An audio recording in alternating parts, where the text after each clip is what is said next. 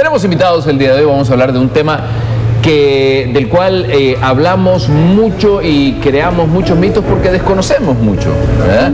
Y cada vez que viene alguien y nos ilustra al respecto, como que se nos olvida y volvemos a caer en lo mismo. Entonces hay que volver a refrescarlo otra vez. Tenemos invitados. Por supuesto que sí, tenemos invitado el doctor Kevin Cuellar de Servicios Veterinarios, está con nosotros hoy porque con él vamos a hablar de los mitos y verdades sobre la carne de cerdo. Y bien interesante ya la plática que teníamos previo a la entrevista, porque sabías que el cerdo es el animal que más se parece al hombre. Pero a mí, o sea, no me cabe la más mínima duda. O sea, solo salí al tráfico y al tráfico de estos días. Al tráfico de estos días. Mira, metete detrás de un bus de esos que te tiran el monóxido de carbono en las fosas nasales así y que te van ganando y te das cuenta que sí. Claro, cualquier cantidad de cerdo. Doctor, bienvenido, pero esto es una realidad. Ahora, hablando internamente, ¿no? Internamente, sí, ya físicamente. Y el comportamiento ya es otra cosa. Y el look también, por favor. Diferente, completo. Sí, porque yo te iba a decir que podías ir allá también a otros lugares, allá por la parte norte de San Salvador, pero sí, dejémonos de salones azules y pasemos a...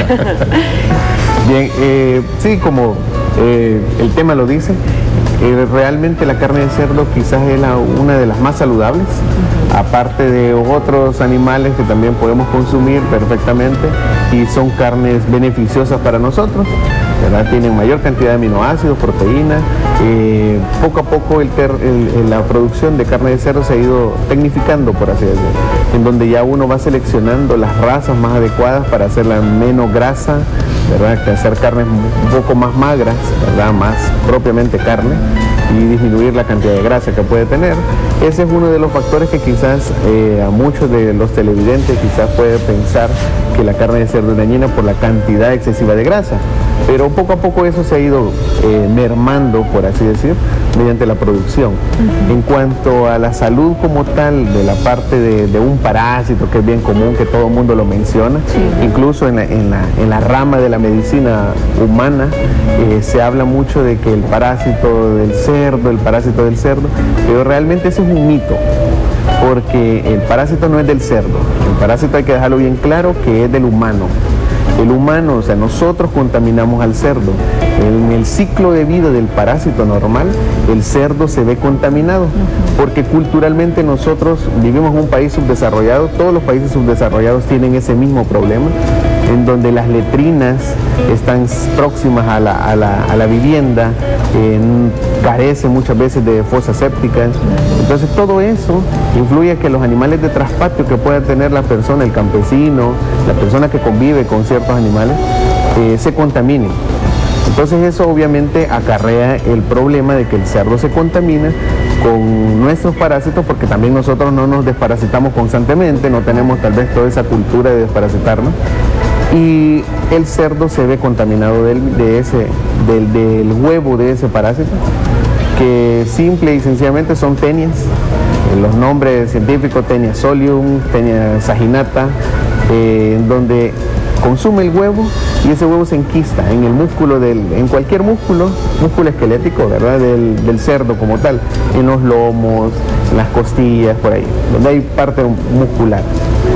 Luego nosotros consumimos esa carne contaminada y la tenemos mal cocida. Cocinamos mal esa carne y por ende no se inactiva en sí el quiste.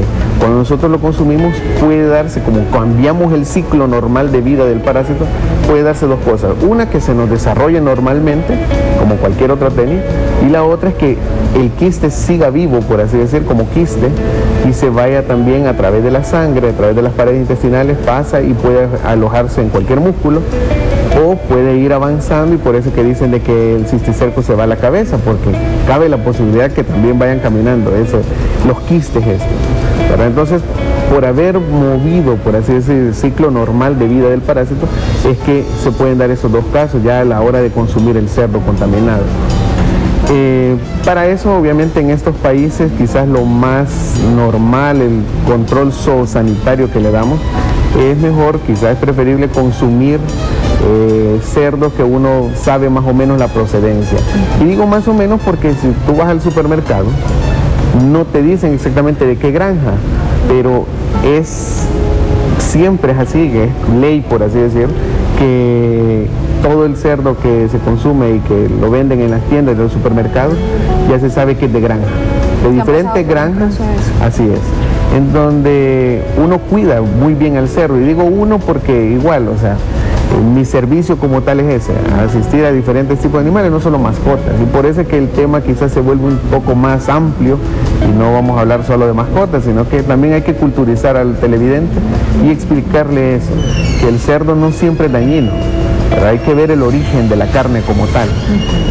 Quizás es lo más importante que hay que destacar, ¿verdad?, acerca de este tema. Y es porque usted está con nosotros, muchos dirían, bueno, un médico veterinario, correcto, hablando acerca de mitos y realidades sobre la carne de cerdo, o sea, no sobre tener un cerdo, sino de consumirlo, y es por eso, ¿verdad? No, para que el doctor pero es eso, o sea, el cerdo de granja, Kevin, sigue obviamente un proceso fitosanitario que ustedes regulan. Correcto.